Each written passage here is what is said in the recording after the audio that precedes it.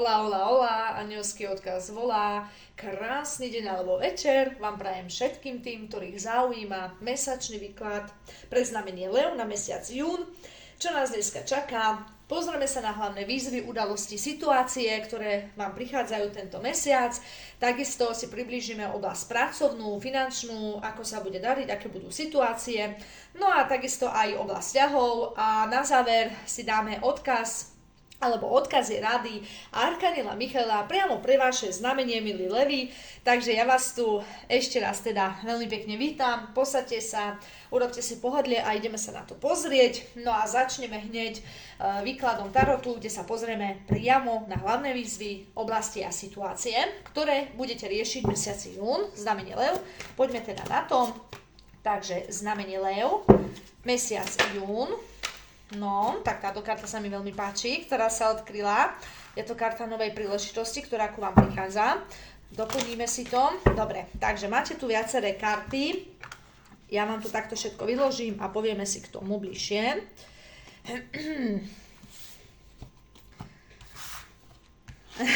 Perfektné. Takže vy ste taktiež ďalšie znamenie, ktorá, už sa mi pletie jazyk, jednoducho, ktoré bude riešiť oblasť financií. Dobre? Celkovo je tu veľká zmena. Je to zmena v rámci finančnej oblasti, je tu zmena v tej materiálnej oblasti, kde vy ste prechádzali určitým takým stavom emocionálnym, kde ste sa trápili. Hej, celkovo 5 pohárov predstavuje vyčerpanie emocionálne, predstavuje určité také sklamanie, predstavuje bolesť, predstavuje trápenie. Jednoducho tá finančná situácia nebola ružová. Dobre? Celkovo toto, prečo sa vám dialo, malo význam troška aj z takého duchovného pohľadu, že vás to malo niečomu naučiť. Celkovo v tomto mesiaci jún, milí levi, vy prechádzate veľkou transformáciou v tejto oblasti a nielen tým, že niečo ako keby pochopíte a získate nový náhľad, lebo karta Veľkňaza hovorí o tom, že ako keby pochopím tie svoje predchádzajúce lekcie, pochopím, prečo sa mi niečo dialo, pochopím to, že ja som ten tvorca svojho života a svojimi myšlienkami, naladením a emóciami si tvorím život. Proste tu prichádza nejaké veľké pochopenie, hej, skrze nejaké možno nový náhľad na danú vec, možno niečo započujete, možno nejaká kniha sa vám dostane do rúk. Proste každý máte konkrétne tie udalosti iné. Celkovo by ste boli v energii štvorky pentaklov, hej, štvorka pentaklov predstavuje predstavuje takú stabilitu, ale je to taká krčovitá stabilita v zmysle v tom, že držím tie peniaze, že viem, že nebudem mať viacej, alebo som presvedčený o tom, že nemôžem mať viacej a krčovito držím tie peniaze, šetrím a nedoprajem si, hej. Proste sú to troška také ťažšie energie. Celkovo v tomto mesiaci jún vy idete do karty pustovníka. Pustovník predstavuje potrebu stíšenia sa, predstavuje nejakú troška izoláciu, ale takú cenu, hej, že vy sami si poviete a dosť, ja teraz potrebujem byť sám so svojimi myšlienkami, so svojimi pocitmi. Možno pôjdete priamo do meditácie, alebo už meditujete, tak budete viacej meditovať. Celkovo prichádza tu vlastne duchovná zmena vo vás samotných. A to odštartuje práve aj tú zmenu v tej hmote, v tej hmotnej realite a vám prichádza nový začiatok, prichádza páža pentaklov. Páža je taká začiatočná energia, taká energia nadšenia, radosti, nových začiatkov, hej, pentakle sú jasné, to je mince, finančná oblasť. A jednoducho je tu veľká zmena, je tu veľká transformácia. Karta smrti vždy predstavuje, že prechádzate z tejto životnej etapy 5 pohárov, kde je to trápenie, kde je ten nedostatok, kde je ten smútok, do tohto. Ten páža pentaklov je človek nadšený, ktorý vie, že a drží, hej, tie peniaze pevne vo svojich rukách, ktorý je v tých nových začiatkoch, hej, krásne energie. Ale zároveň je tu energia tej miernosti a skrze z toho štvorku pentaklov tak hovorí o tom, že tá energia príchodu tohto nového začiatku bola doteraz zablokovaná a môže byť zablokovaná naďalej, pokiaľ vy niečo duchovne nepochopíte. Pokiaľ sa ako keby nepoučíte z predchádzajúcich udalostí. Veľkňaz predstavuje pochopenie, predstavuje štúdium, predstavuje učenie. To znamená, je tu silný odkaz, ktorý ja naciťujem a to je to, že pozrite si možno nejaké videá na YouTube ohľadom manifestácie, ohľadom financií, ohľadom hojnosti, ohľadom tvorby života takého, ako chcete. možno, ja neviem, nejakú knihu si zakúpte, alebo požičajte, ja neviem, možno kamarátka má nejakú knihu, hej, o tom prísune energii, o energii peňazí a podobne. Proste toto mi tu ide, že je potrebné ako keby troška nasávať informácie, a to hlavne preto, aby vy ste niečo pochopili, aby vo vás sa tie energie otočili, aby ste prešli transformáciou, a vtedy naozaj sa tu úplne že rozprúdi aj v tej materiálnej, hmotnej rovine, tej hmotnej realite. Celkovo sú tu také energie troška čakania, to znamená, nejaké veci sa potrebujú ešte zosynchronizovať, dať sa dokopy. Je tu tá transformácia, je tu tá zmena, začiatky tu sú, ale bude potrebná aj nejaká tá snaha a práca z vašej strany, hlavne z takého duchovného pohľadu. Minimálne, prosím, doprajte si odpočinok, doprajte si pokoj, dajte si, ja neviem, pol hodinku, nastavte si časovač na mobile. Stačí len vedome dýchať, zavrieť oči, kľudne sa opýtajte svojho vyššieho ja, prosím ťa vyššie ja, duchovný sprievodca, môj anjel strážny, daj mi informácie, aké kroky mám ďalej poskytnúť, a nechajte to plynúť. Hej, tie informácie a tie odkazy, pokiaľ sa neviete pohnúť, hej, že neviete, či doľava, doprava, alebo čo urobiť, tak tie informácie vám prídu skrze možno nejaké symboly, skrze niečo, čo započujete v rádiu, alebo niekoho hovoriť, skrze nejakú knihu, skrze nejaké video, len to nechajte plynúť, otvorte sa tomu. Dobre? Lebo toto je jediné, čo vám bráni v rámci vašej hojnosti. Celkovo mesiac je energiou zmeny, duchovnej transformácie, takže sa teším, pretože sa veci menia. Poďme sa, milí leví, pozrieť konkrétne, dobre, na oblasť práce, že aké sú tie konkrétne čiastkové nejaké situácie a udalosti, ktorými môžete prechádzať, a hneď nám tu vypadli dve karty, ktoré sú pri sebe. Karta ľalie predstavuje jasnotu a čistotu myslenia, celkovo myšlienky, to, čo vyživujete, vašu hlavu, akými myšlienkami ju naplňate, tak má veľký vplyv práve na vašu kotvu, finančnú stabilitu, zaistenie v živote, materiálne zabezpečenie. Toto je úplne že jednoznačný odkaz, hej. Pozrite sa, je to pri karte smrti, je to pri peťke pohárov. To, že si emocionálne zle nastavený, čo je zle, dobre, zle, opravujem, nie že zle nastavený, ale negatívnejšie nastavený, tak to jednoznačne sa ti aj prejavuje do tej hmoty ako takej. Takže je potrebné to zmeniť. Dobre, pokiaľ sami viete, že naozaj tie myšlienky nemáte úplne, že také pozitívne, radosné. Čo ešte ohľadom práce, financií, kariéry a biznisu majú vedieť levy na mesiac jún. Mesiac jún, znamenie lev. Poď. Mesiac jún, znamenie lev. Tak, pozrieme sa na to. Presne tak. Je tu karta veže. Karta veže predstavuje, že je potreba byť o samote, ísť do troška takej izolácie. To je vlastne totožná karta s pustovníkom.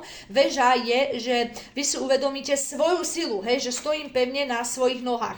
Zase je tu karta myš. Myši predstavujú stratu, hej. To znamená, vy sami ste, ako keby je tu odkaz, zodpovední za to, že sa bohužiaľ vám momentálne alebo doteraz úplne nedarilo. Celkovo zase je tu odkaz na tú intuíciu, na to duchovno, hej, skrze kartu mesiaca, a zase veľmi potvrdená a výrazná transformácia.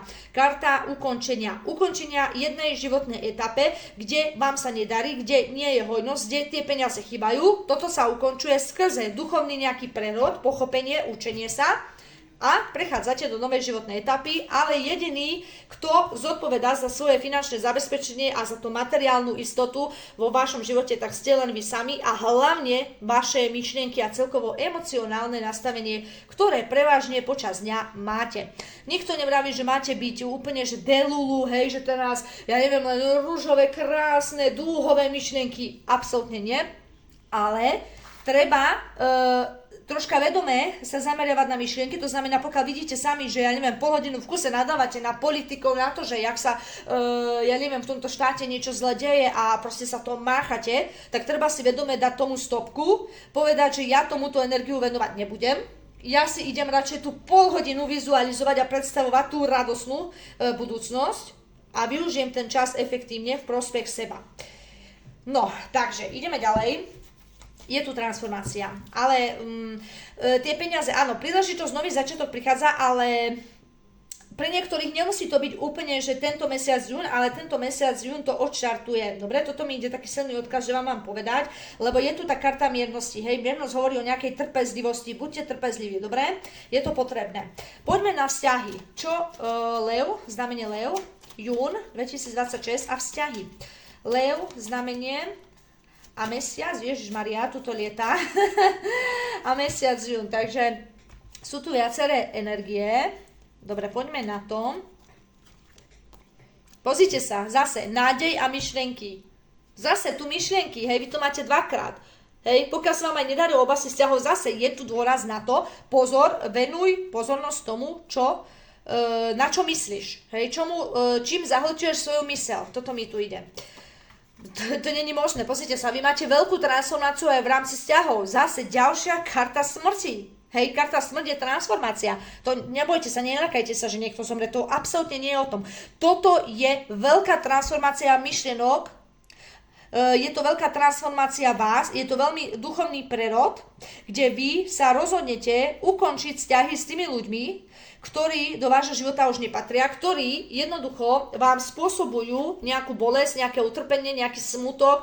Môže to byť ukončenie vzťahu s nejakým mužom, môže to byť odstrihnutie ľudí z vášho života, pokiaľ je to nejaká priateľka, ktorá viete, že ja neviem, vás ohovára, ktorá sa neteší s vašimi úspechmi, ale práve naopak, hej, keď sa vám nedarí, tak sa z toho teší a podobne. Hej, proste ľudia falošní, zlí, neprajní, ktorí nemajú čo robiť vo vašom živote.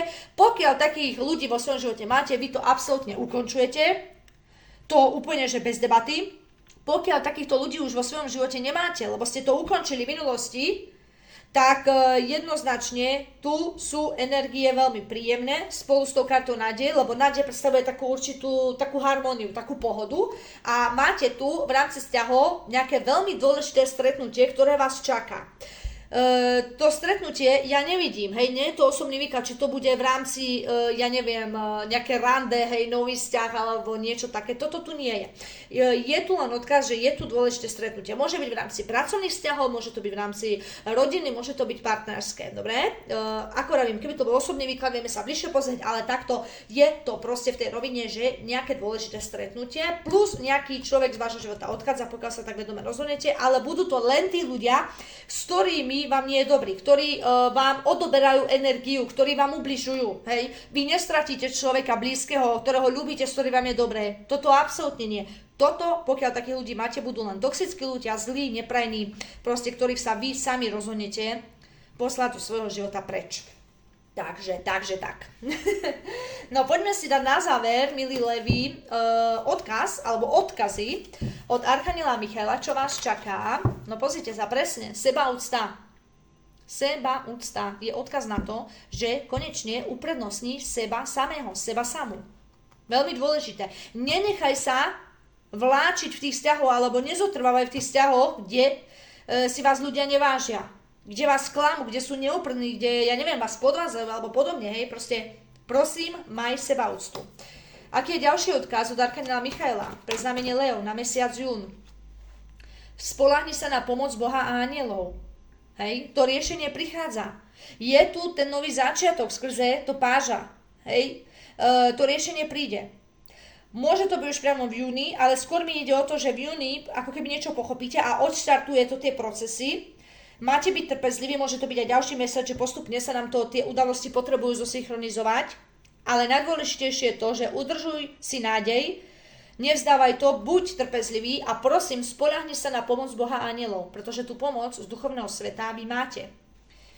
Aký je ďalší záver? Teda záver, mňa už plete sa mi jazyk. Aký je ďalší odkaz? Venuj pozornosť svojim snom. Presne tak. Neboj sa nasledovať svoje sny, zameriavaj svoju myseľ na to, čo si praješ, predstavuj si, aké to bude, keď už budeš mať ten vzťah, kde si ľúbený, kde si šťastný alebo šťastná. Predstavuj si tú prácu, kde sa ti finančne darí, kde si spokojný. Venuj pozornosť svojim snom, nie svojim strachom a obavám. Tak, milí levi, je tu zmena je tu veľmi taký ako keby odkaz na to, že nepôjde to úplne ľahko, že nebude to len tak, že nič neurobíte, hej, že žiadnu prácu na sebe a príde to. Skôr ide o to, že tento mesiac využite na to, aby ste si dopriali oddych. Je tu silná potreba odpočinku, je tu silná potreba konečne sa venovať sebe samému, zameriavať sa na seba, lebo tu je osobná karta, tu je karta pustovníka, hej, celkovo je tu tá sebaústa, prosím, zamerávajte sa na seba. Buďte trpezliví a ak chcete teda podporiť energiu týchto nových začiatkov a splnenia vašich snov, tak napíšte do komentára slovičko sen a týmto spoločne podporíme, alebo slovičko sny, ak ich máte viacero. Ja vám ďakujem za vašu pozornosť, za vašu priazeň a pokiaľ chcete vedieť, čo vás čaká tento rok, robila som aj ročné výklady aj pre vaše znamenie Lev, tak kľudne na to mrknite, ak sa vám moja energia páči a moje výklady. Držím vám palce. Prajem všetko dobré a na teraz sa s vami lúčim a verím tomu, že sa vidíme pri nejakom ďalšom výklade. Majte sa mi krásne, ahojte, pa.